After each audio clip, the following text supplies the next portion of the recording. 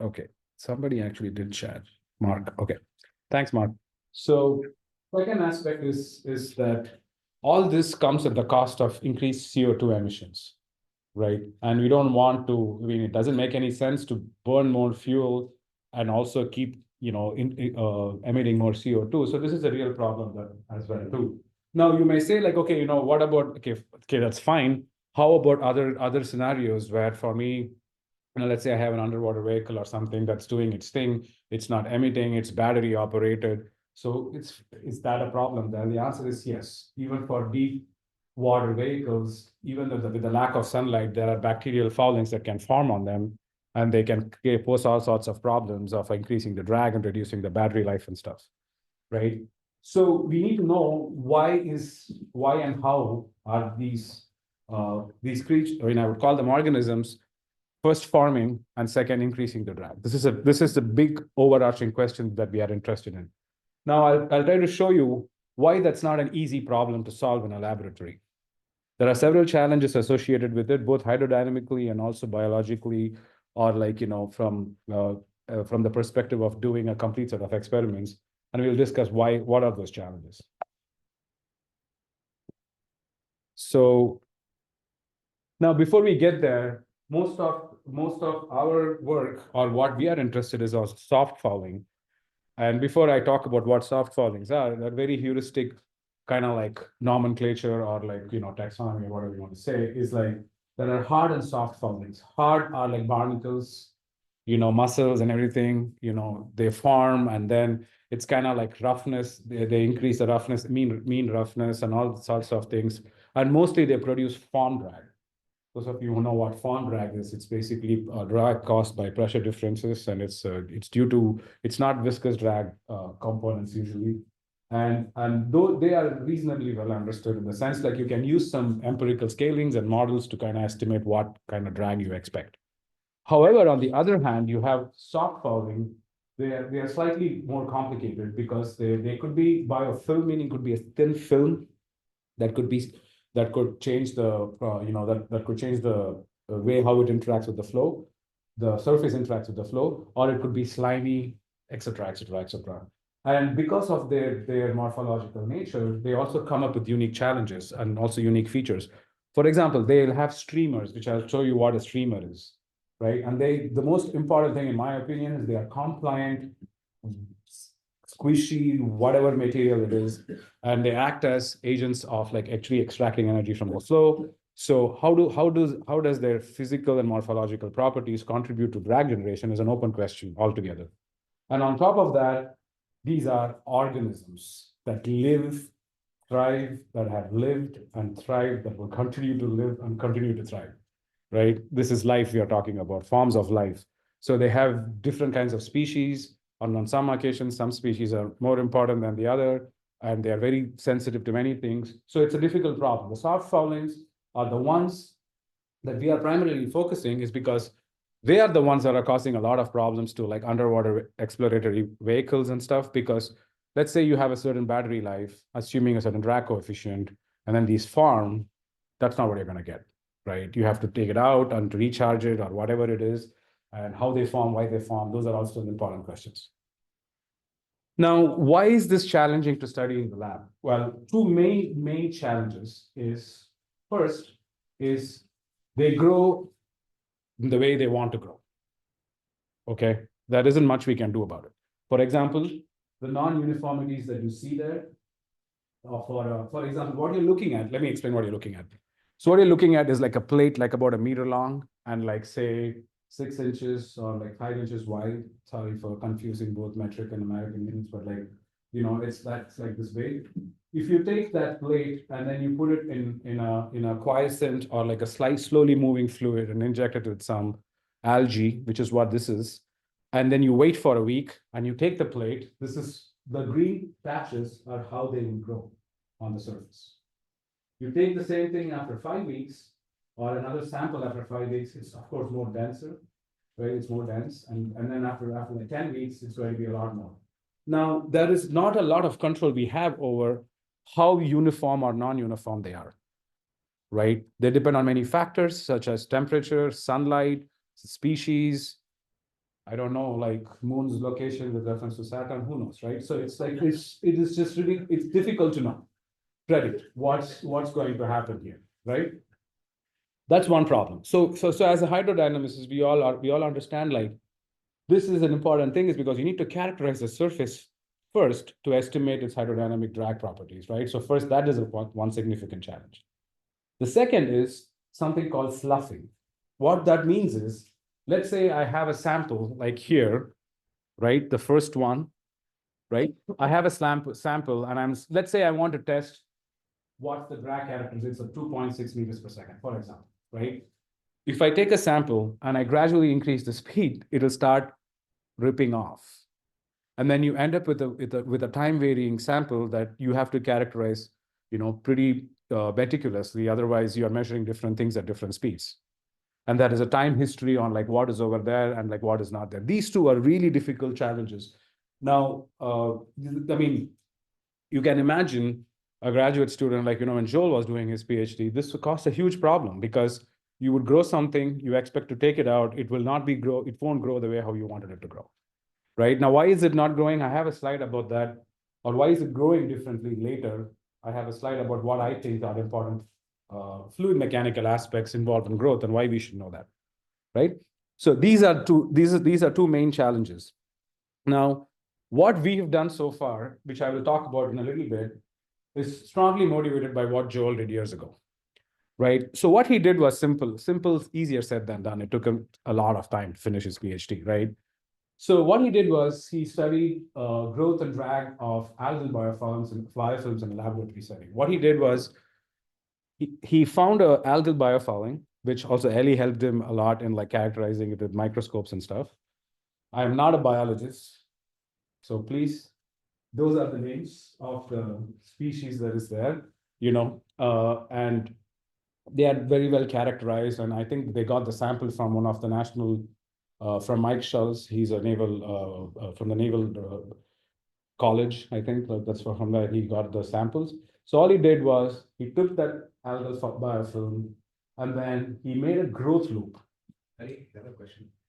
Are those four different kinds of biofilms or are all four present All in four one present. type of Yeah, Oh, they are all four present in one type. And then, yeah, it's like, I mean, I'm working on this. I mean, I'm not a part of it. I'm actually helping NRL do IVNV for another DARPA project. That it's a very complicated process. Like they have initial colonizers, and then they come and somebody else and becomes a secondary colonizer, and then the tertiary colonizers, and then finally one thing, pretty much takes over. So it's like I would say like a weighted sum of all of these guys is probably what you will have. Is my understanding. I could be wrong. Thank you. Right. So, anyways, so what he did was he would take these algal sites or whatever, code them on several, we call them windows or these panels, what I showed you earlier. And then he would stack them in this growth loop and then keep moving water, which is filled with instant ocean in this case, because it's kind of like salt water. And then he would do this for like how much of a time he wants, a week, 2 weeks, 3 weeks, 4 weeks. Then what he would do is take those fully grown plates, put it in a turbulent channel flow, and then estimate what the drag is, what skin friction coefficient of that is. So the sloughing problem I was talking to you about happened here, when you're actually trying to test the drag, measure the drag. The growth problem, that's not a problem, but inhomogeneities and everything happen when you try to grow in that loop. Now, he did not control the pH, salinity and all those kinds of things, but those are also important factors that actually decide how they grow and when they grow. Right? So now that's Joel touching algal biofouling. I wouldn't do that. I would wear gloves. But like, that's him. And you can see how squishy and slimy they are. Right? And this is like just to show like what you're dealing with. Right? Think about it. Like this thing forming on an object that's supposed to be hydrodynamically smooth is a problem. Like you can clearly see it, right? It's a problem. And then if you go and do the microscopic analysis of them, you can clearly see the filament chains and stuff, which hydrodynamically speaking is one of the most interesting features of this flow. Because what happens is these filaments end up like growing as these and they hang out in the flow, the turbulent flow, and then they interact with the flow. And what do? What is their biological role, and what is their role in increasing the drag, and all those things? Those are important questions that we are interested in. So with this, what Joel also did, this is actually what I really like, is he took videos of how they interact with the flow at different growths, right? I don't know if you can see clearly because of the contrast, but what I want you to know is that there is a substantial fluid structure interaction, fluid structure, meaning whatever that is, species interaction going on here, right? And if you think this is a turbulent channel flow, so of course there is blockage effects and stuff. But if you look, this is the same fouling when you look from the bottom, you can see like how it's kind of like arranging itself in wave patterns, and like it's moving in with space and time, right? This is kind of similar to what people have done in submerged canopy vegetation, where they have Monami waves, and the fluid structure interaction problem is characterized by some non-dimensional numbers. Now, this is very interesting for us, is because we were like, okay, maybe if we can find some synthetic counterparts that sort of represent just the hair-like motion, that helps us solve that part of the problem, right? Like how do these like streamers like go on and alter the flow? We can study that. The compliance is the harder one. Compliance meaning what kind of materials they are they viscoelastic or whatever it is. That's a difficult problem and a different problem. So let's split it into two. That was one of the motivations that we had when we initially looked at it. And you should also note here that the DS and LS are basically the diameter and length of those wave-like hairy structures called the streamers, right? What we've noticed is that as the growth duration increases, the geometric properties of the streamers change. Yes. What are those grayish or white I think this patches that we're seeing? Like here, Yeah. like those waves. I think it's an optical artifact. Which one? I know that's the background. Yeah, this one. That's just the background. Yeah. The substrate. So it's So- patchy. I have to say though, visualizing this, Mohammed is here, and we've tried this. This is very difficult to take these videos because your lighting, there's not a lot of space, and then it's a small channel, and then getting the correct lighting to have good depth information is hard. However, we have a new microscope that we got. We might be able to use it to see if there is anything more higher resolution we can get. Also, one of these pictures is the thing that Joel was touching. That's what was on that surface, and when you set the flow up, Yeah. you start seeing the shear produced. Yeah, they get sloughed off, and those, when you actually move water, their filamentous behavior behaves like this, right? So this is in a lab, right? Like, but in real life, who knows what happens there? Okay, so then Joel and Steve, this is what they were thinking was, okay, how about like, let's say whatever the thing that Joel was touching, is it causing more drag just because it's more rough? If yes, what's the contribution of the roughness? That was the question. You get the point, right? Like let's say this is a smooth surface, I add a coating. Is the coating causing the drag because it's a coating, or is the coating causing the drag because it's increasing my roughness? Because turbulent flow, wall-bounded flows, if you change the roughness, your drag increases, right? Changes. So what they did was they went and scanned the motion of the fouling with a laser scanner. And then they got some time averaged morphology or topology of how the fouling was moving. And then they 3D printed those. They 3D printed, they're like, okay, I'm going to go test this right now and let's see what happens. What do you think happened? This is a trivia time. You get my lunch. Whoever gets it right. What do you think happened?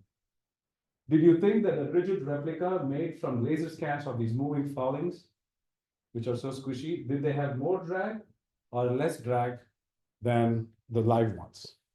Less. Less. That is one less. Yes, the answer is less, because I already told you, but that is correct intuition. It was less. You see, this is the takeaway from Joel's thesis, which pretty much set me, Mohammed, Eli, and Steve again on another chase to find out what is actually going on, right? So the basic finding is that the drag of rigid replicas were less, the drag, was less than the live fouling, right? Like what is going on? So is it because of compliance or is it because of the streamers, right? Okay, when you take a time averaged motion of something that's doing this and you test its drag, you're looking at its time average roughness. So the increase in drag, is it because of the streamers doing this, or is it because the surface is compact? That's the next question we have, right? We know that certainly that the roughness is not the one that's causing it. So then the best way to do this would be to actually characterize the properties of the fouling as they grow. And I already told you that's not feasible in the lab because they slough, they change, they do all sorts of things, right? So the next question then we had was, can we find some kind of synthetic surfaces that will help us answer this question? Yes. I just have a question regarding your experiment, regarding Joel's experiment. So how did you make the rigid replica of the filamentous biofouling? We did not. It's rigid, meaning it was not the same. It didn't have the same mechanical properties of the biofouling. They have like streamers, right? Filamentous structures. So No, it's just time average. So if you look at this, there were no streamers. I understand your question. If you look at this, these are all just Y profiles. So if you look at, I wish I could have brought them. If you touch them, it's really rough. It's really rough. There is nothing moving in time or deforming here. It's just a straight up flat, rough surface. That was 3 The meters. RMS height of that, The height? the RMS height. The RMS height actually that is over there. I won't say maybe a millimeter or less, something like that. You know, it's amazing, like, you know, how these things can change, and they can also change depending on the flow speed, right? Because the speed at which you scan pretty much changes how these streamers orient themselves. Sometimes they get stuck close to the wall, sometimes they come away. So that's what we found out, right? So yeah, the answer is it's super rigid. It's kind of like a ridgy panel that we just tested. They tested. Yes. What we're thinking. When you showed the video, it looked like it was at an angle to the floor, especially for the first one. Oh, you mean the streamers doing this? Oh, you mean, I see what your question. I see your question. I see your question. Maybe So I'm not seeing it correctly. you're saying there's an angle dependence based on the growth rate, like the angle at which In they the align. synthetic, like everything was parallel to the flow, like aligned with the. It's time average, so it's probably washing it off, right? Like, and then the time averaging is not. So, okay, I agree with you on that, right? The purpose of the rigid replica was to see if I were to attribute a mean roughness to this thing Yeah. based on time of the averaging, what's the contribution of that to the track? Right? Was the roughness of the substrate measured before these experiments or not? I mean, what is the mechanism for these algae grow on these surfaces? Is it van der Waals force? How are they attaching? I have a video for that. Later, I will show you. You know, that is a fantastic question. I was talking about this with a biologist, and he showed me a video. I'll show you later. Basically, this thing, some of them actually get ripped off and some of them don't. And he has like a 10-day long video where he observes how they are growing. And it's a great question. So the shear stress or at which they peel off, that they are all the same species. Some peel off, some don't. It's probably the best way to say survival of the fittest, I suppose, right? Like whatever can sit there and do its thing is able to stay there. I do not know the answer to that, like exactly how they stick. Sometimes I power wash my deck, so I can see you guys. Maybe that should be the next CNRE project. Like, you know, you watch the deck, you take videos and see like how they come off, you know? No, this is a real thing. Like even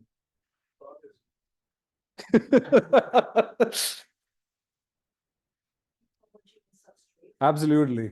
Absolutely. Well, there's a lot of factors going on. You're talking about growth and attachment. That's a whole topic in itself. That's at the intersection between biology, material science, and fluid mechanics. Right. And I seriously, like, you know, there's a project where we are working, people are not able to have it grow on acrylic, but then it grows on PVC, doesn't grow on aluminum, but grows on stainless. No, ask Mohammed, he knows, like, this is a difficult problem. And they're trying to find out why and how. It's many parameters. Yes, they already had a question. Yeah, so my question was with the measurement of the laser scan, so that was done with the flow Yes. going through the loop. Yeah. So the opposite side of the channel wall is Empty. is It's transparent. It's not a, yeah. So we make that correction. Then if your next question is, do you correct it for your wall shear stress? The answer is yes. Oh, that was. Okay, so, okay. So, yes, so we do correct that. Okay. So anyway, so we were like, can we identify any artificial synthetic surfaces that will help us isolate what these streamers are doing, right? And this is when something we did not expect, and we did this a lot last summer, right? We went to Joanne Fabrics and bought some fur. No, we did go to, this is one on Carpenter,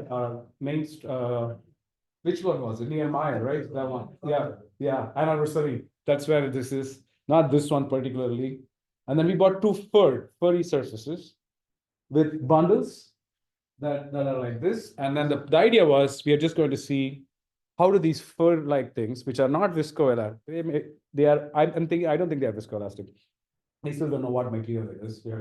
That's where we are right now, trying to characterize the fur so that we can close the loop with this for the structural properties and the fluid mechanical properties. You said you don't think they're viscous. No, I think they are just like, they probably absorb some water and change density a little bit, but I don't think they are viscoelastic. That's my guess. We haven't done the measurements to be sure.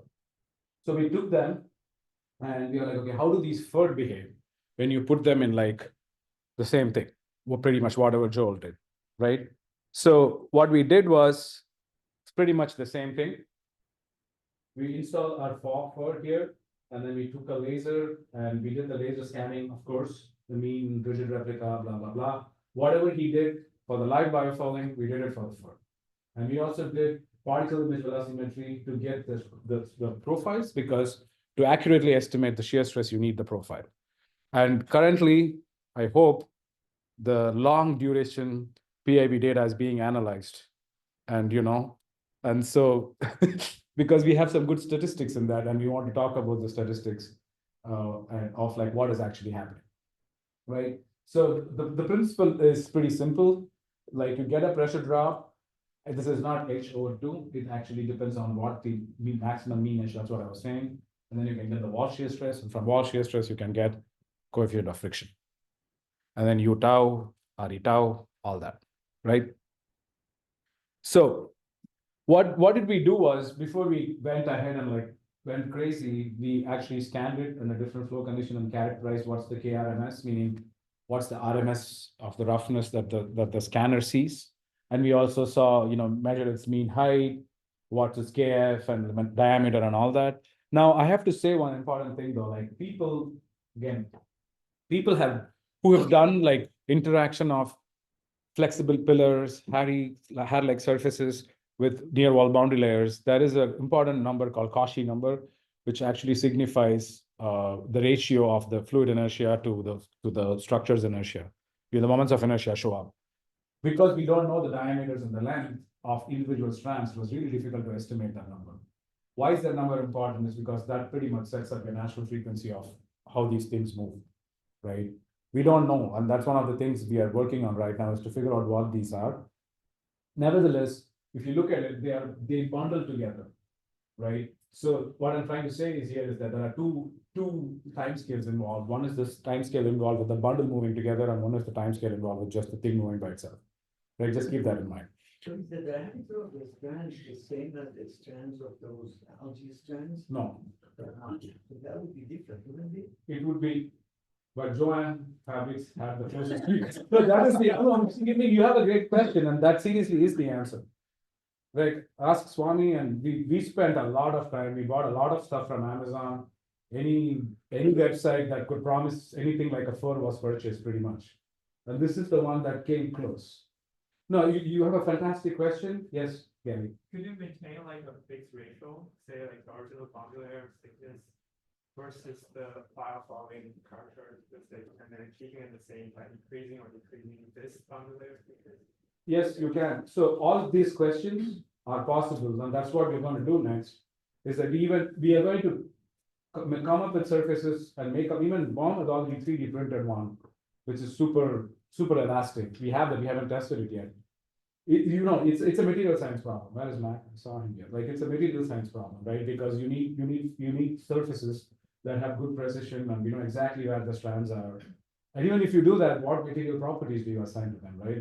That's the next set of questions that we are interested in. But the main motivation behind by putting this study is that we can take a lot of data because these filaments are not going anywhere. They don't slough, right? And we know pretty much what they are. There is repeatability between one trial to another, right? Now, of course, there are downsides, meaning we don't know everything about them and we are in the process of finding out what's going on, but they do provide a lot of information. How am I on time? 15 minutes? Okay. 20, 15, 20. Okay. So then what we did was, okay, sorry. We did RE tau 1, RE tau 2, RE tau 3 are basically Reynolds, frictional Reynolds number based off of the pressure drop measurements, preliminary pressure drop measurements. They're not, they change a little bit. We went and did pretty much, we went and looked at the videos of how these flow surfaces are moving. That's what these are. Just like what Joel saw, clearly as you increase the speed, you're seeing some patterns that are actually going more and more, right? Then what we did was, what we, meaning Mohammed and Ali did, based on what was suggested to them was, okay, let's take that little area and what if we do a spectral POD on that, which is like spatiotemporal proper orthogonal decomposition to identify frequencies and their corresponding modes, the spatial modes, right? I'll talk about that in a little bit. Before that, what we did was we went ahead and we measured the drag, right? So what you can see here is that the drag, that of course, the rigid replicas, we made rigid replicas, they had less drag. So everything is aligning with what we saw, except for FUR1, there is some FUR1 meaning the shorter one. There were some discrepancies and we're still trying to figure out what's going on. But for FUR2, or the blue ones, you see, the trend is kind of similar to what Joel saw with his biofilms. Now, the next question is, what is actually causing it? And is there anything we can do? So to do that, what we did was, we had to go do some PIV, which we did. So this is the first surface. And what you're seeing is an instantaneous snapshot of velocity, mean velocity profiles. The reason why we did this is because to get the exact shear stress, we need to know at what location the profile changes. There is asymmetry in the profile, right? Because one surface is rough and the other is smooth. So the location at which the maximum velocity occurs needs to be known. And then we have to subtract that height to get the shear stress. So we did that. And we also took some turbulent statistics, which we are in the process of processing right now. Meaning it's not quite turbulence, it's statistics of things changing near the FUR, because it's also the motion-induced statistics. But I think that, we have not looked at it in great detail to say it's not giving us anything. I think there might be something in it. We are still working on it, right? So, yes. When you say first surface, it's just the wall of which you put, it's still the substrate, right? Or is it the top of the where you're seeing the low velocities? What is first surface? I see your question. So where is zero here? Yeah. Okay. Well, that's a hard one, no? Right? Like, what would you say? It's because in theory, the wall at which the FUR is stuck to the surface is somewhere here. That's what I was asking. Yeah. Because for roughness, there are ways to define y Yeah. equals zero. Yeah, the y equal to 0, we have not gotten that far yet, because it's a difficult one. You have to find out, and also I don't think we have, the mean profiles have converged, but I think to get a good estimate of wall and stuff, we need to do I think a little bit more measurements. Also, when you say increasing flow speed, reduced FUR height, the FUR is still the same. It's just you mean the flow is decreasing the effective height because of the shear? That's a question. Or Okay. is the FUR different? It's the same FUR. It's kind of like what he was asking, or somebody else was asking earlier, which is, you're correct. It's like as you keep increasing the speed, the shear is more, that the FUR that was protruding out tends to go back into the wall. Okay. It's aligned more. It's kind of like, flowing. yeah. So that's what's going on. Now, is it because of, is it an artifact of a turbulent channel flow, or is it what is actually happening? I really don't know. So then the best way to answer that is to keep the same RE tau in a boundary layer flow and see what happens.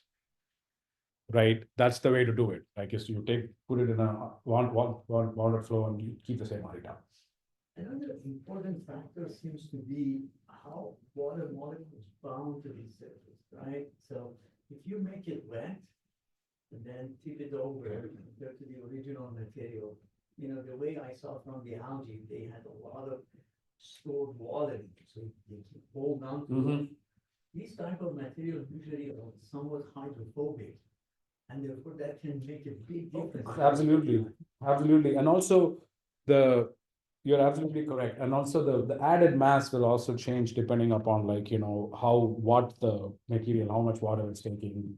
You know, it's complicated, right? Like the density ratios play a big role too, right? But okay, I mean, that's what is pretty much I was going to hint at later is that we are at a forefront of where we need materials and technology and means by which we have precise control over what kind of materials we can make to study this problem. That's where the answer is. Yes. One follow-up question Kamal asked. So how the wetting property of this material is different from what you grew earlier in the flow loop? I don't know. I would say, but we did see though, like So you can just put a drop of water and measure the contact angle. we haven't tried that. We haven't tried that. Nevertheless, I would say though, but like on occasions when there were some hysteresis on like, you know, when you put it and like what you were saying, like you initially started with water and you take some measurements and you come back, there were some changes, but it was not at that much. You know, we didn't look into that too much because it was not appreciable, but maybe there was something, right? Okay, so I'm going to skip this. The big picture is, of course, velocity profile changes depending on the flow speed. If that doesn't happen, then something is wrong. No, it changed. So that's good. And then you go, and the effective mean height that we were talking about, right? The height at which the flow was going, and that also changed with pump speed here means flow speed.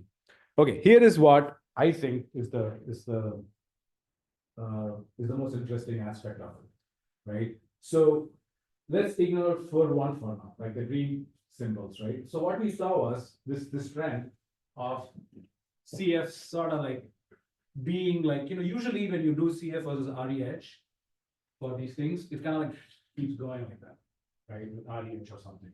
Like say for like just like this rough surface, there are like two types of surfaces and stuff. But this thing, what happened was it had this little peak. And we were like, what is that happening, right? Why is this happening? So we're trying to explain like what is actually happening there. And then on the right, on the right-hand side, what you're seeing is basically the increase in drag produced by 4.1, 4.2, and 4.2 rigid replica, right? Ignore the green dots for now. Let's just focus on blue and red. So again, the same kind of similar trends. It kind of is doing this and it's flat. It's like flattening out, right?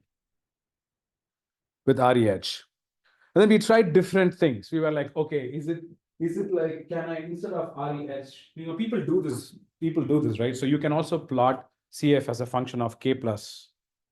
I don't know if all of you are familiar, right? K plus is basically my frictional. If I have a roughness length scale, I can non-dimensionalize it with U tau and an inner flow scale variable or any other length scale, and then I can plot it as K plus, K RMS and all that. So here what we did was, okay, maybe if we plot this, is it a roughness effect? If it's a roughness effect and you plot it as KR, K plus or whatever, how would it change? And that was this. And you can see that the peak is actually more accentuated when you actually do that. Then we tried, instead of RMS, what if we use the peak?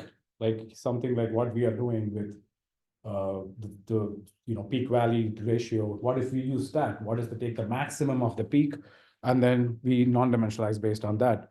It's again kind of similar, and you see this the same. The delta CF sort of increases, and then it begins to kind of have this weird behavior, which, honestly speaking, if we keep increasing the speed, we might be able to have like a higher range of how far we can go, and that's one of the things that we can do in the future. So the long story short was like, just based on mean roughness properties, P K plus, based on peak or RMS, we didn't get much information on this. We are like, okay, maybe we need to take into account for motion and try to see if we can identify a length scale out of that, right? So then what we did was, we meaning Mohammed, Ali, and Parth, and everyone, we went ahead and did spectral POD. I told you earlier, right? So you take a video like this. Oops, you take a video like this, and you can. Spectral POD is basically if I have a time varying spatial field, I arrange it, and you can arrange it as snapshots, and then you can do a moving ensemble average, and then you can get a frequency content which also has corresponding spatial modes. And they are orthogonal in space and time. It's good. It's very useful. So we went ahead and we did this. And long story short was we were able to identify some dominant frequencies. And those dominant frequencies did not change with my Reynolds number. Okay. So the dominant frequencies identified based on the full motion from spectral theory did not change with Reynolds number. And we also had some interesting insights about what it provided. Again, this is what I was talking about earlier, right? That we don't know the properties of the fur to estimate what its natural frequency is. So that was we still don't know. We are still working on trying to find out is what spectral POD giving us the natural frequency of the fur? Maybe, right? Most people, if I just say that, they'll be like, how do you know? You don't know, you haven't measured it. So we are working on it.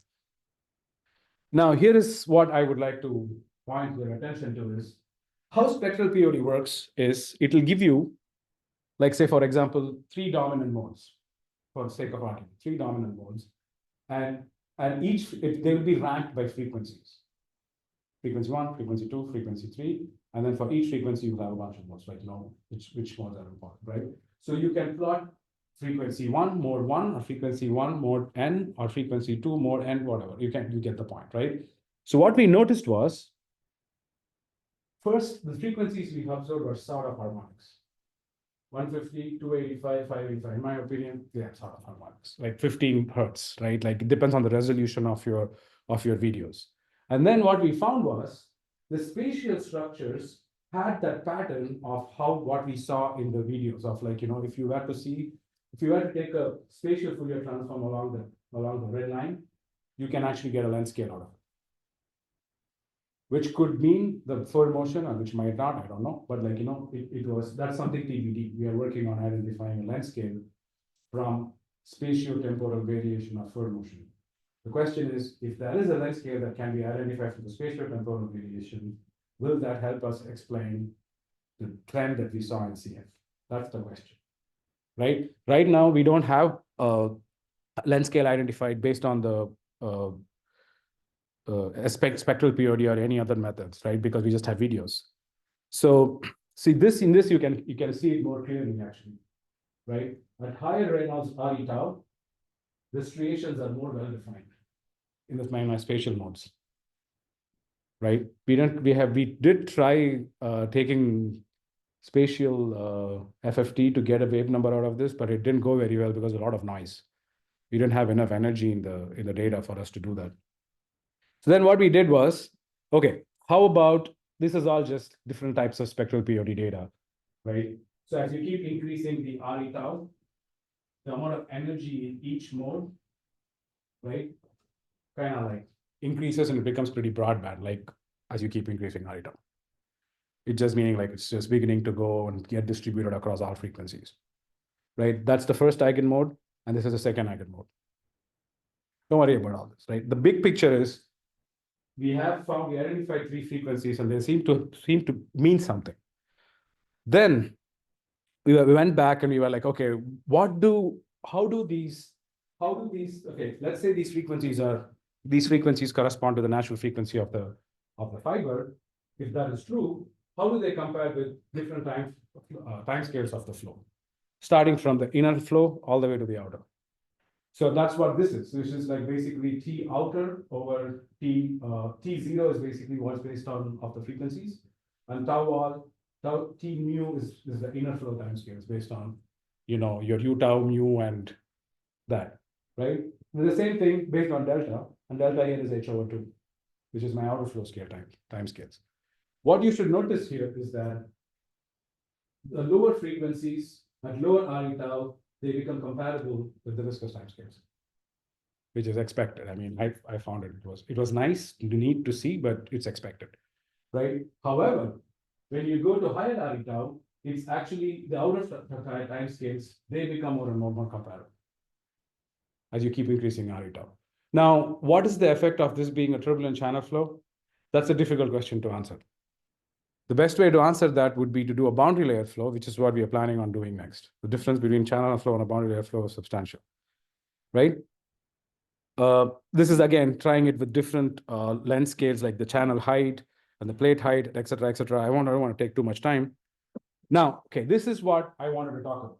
Okay, so remember I was saying earlier that we try to non-dimensionalize, we try to identify a length scale that would best help us identify how these filaments are causing the motion. Then you're like, okay, how about if we use the frequency that we got? And we know u tau, and I know mu, get a length scale. That's L plus, right? So this is the L plus changing with RE tau for 150 hertz, which is basically, it's another way of plotting RE tau, sorry, u tau. Because it's just saying like, okay, this is actually talking about the comparison of how much my viscous timescales are moving in comparison to the frequency, right? They keep increasing as you keep increasing RE tau. And what velocity you use to get that length scale also matters.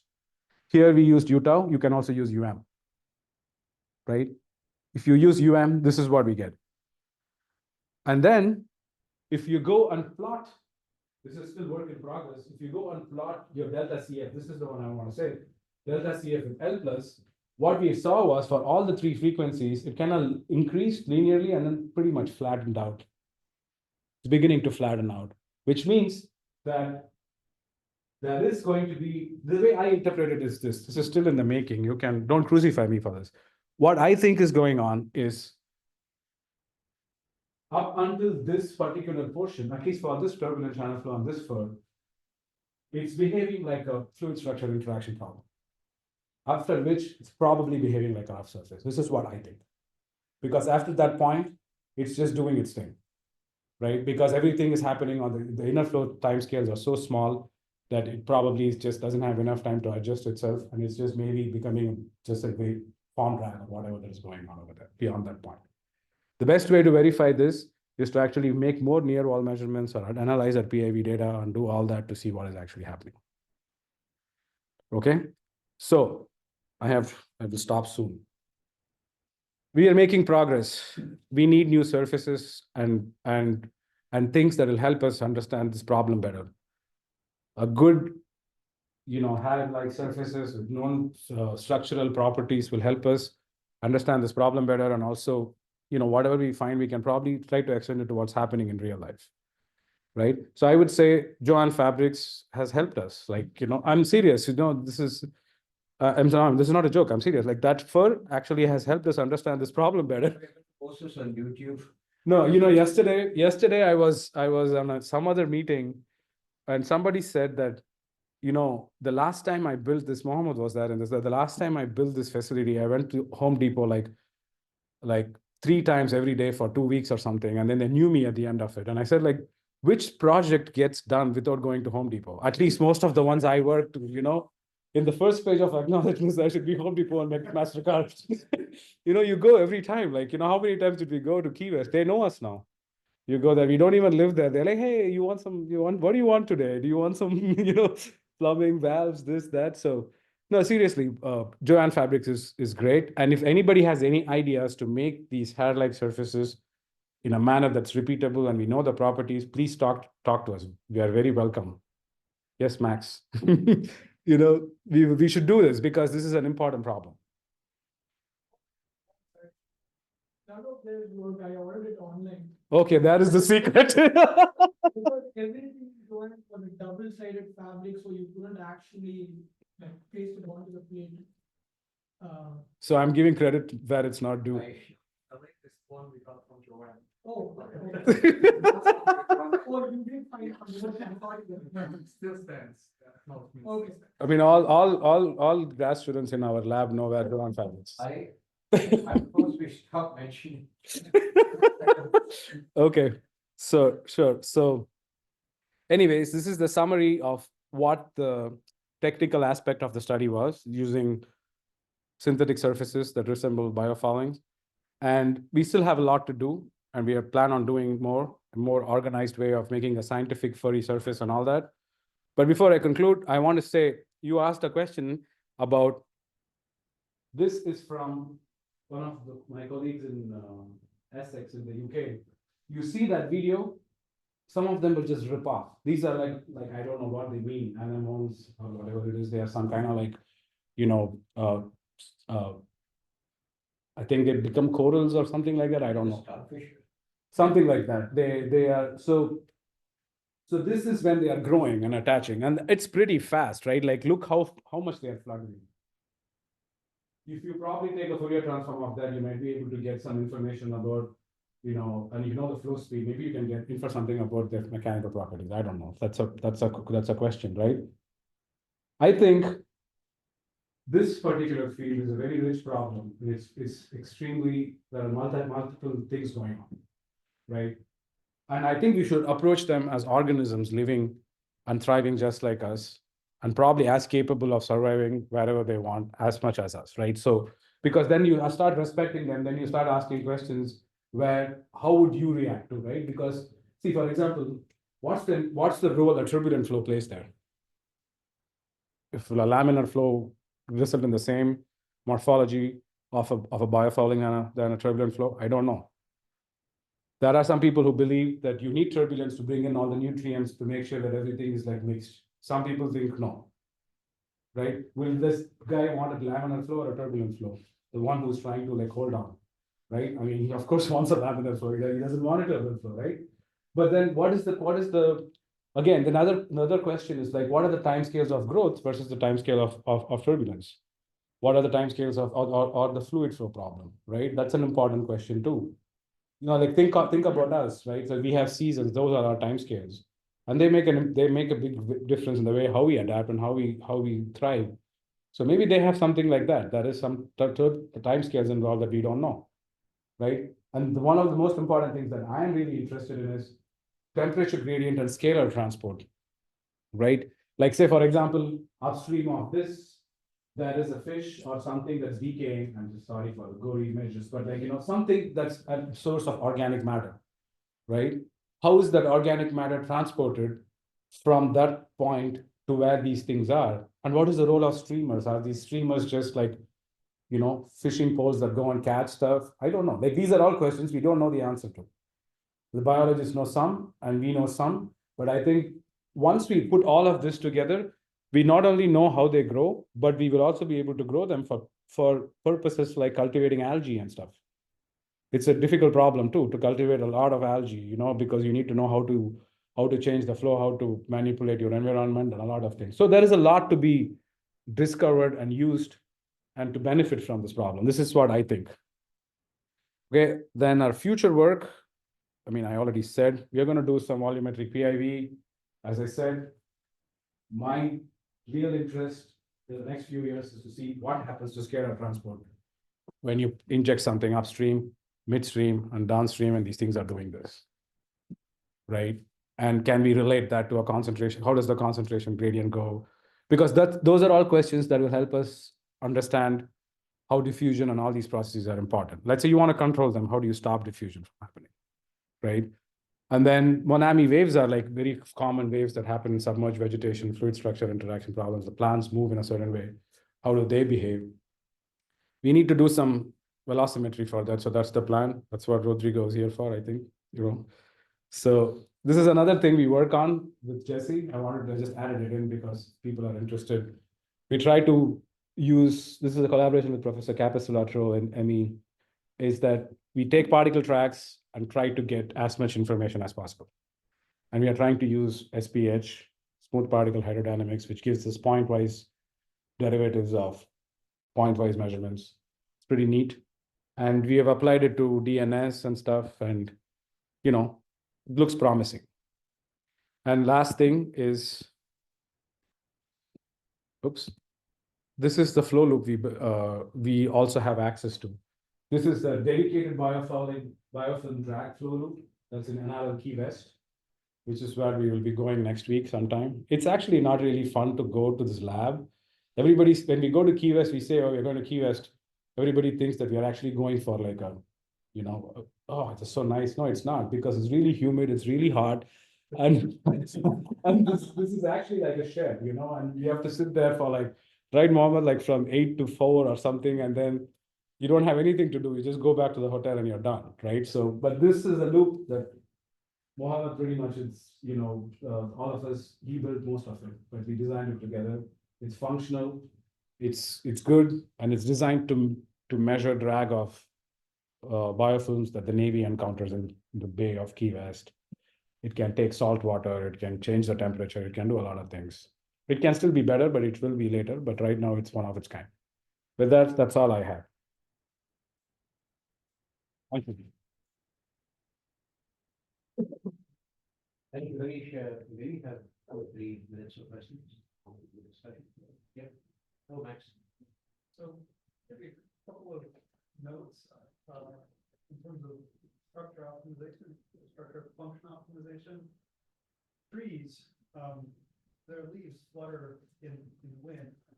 And actually turns out that this flutter behavior maximizes sunlight exposure. Huh, okay. And there's actually just now an Ig Nobel award ceremony, Ig Nobel Prize award ceremony, and one of the awards went to somebody that basically saw that plants can see their environment, and they did experiments that seem to show that a particular plant adopts the shape and look of leaves that were placed next to it. So I guess the point that I'm maybe trying to make here for your consideration is that there may be, like you said, this objective optimization and design of the plant that maximizes its interaction with water. Bad for drag because of it, but there may be some procedures you can adopt and develop that will, train it to do something else or reverse that. Oh, no, absolutely. And also, it's also like, if you understand something like that, applying it to some kind of other biomimetic application, whatever it could be, like, I don't know, cleaning deep, the same, like, something you want to, some out there idea, maybe it's useful, And certainly in terms of making materials that mimic this kind of stuff, we'd be more than happy to. We need that. Actually, John Estrada and Rodrigo and I, we had a meeting. We're going to start with, oh, I think somebody's here. We're going to start with the next people are here, I think. Okay, 2. So, Yeah. yep, we should. So we are thinking of using algicides, and we can talk, Max, like,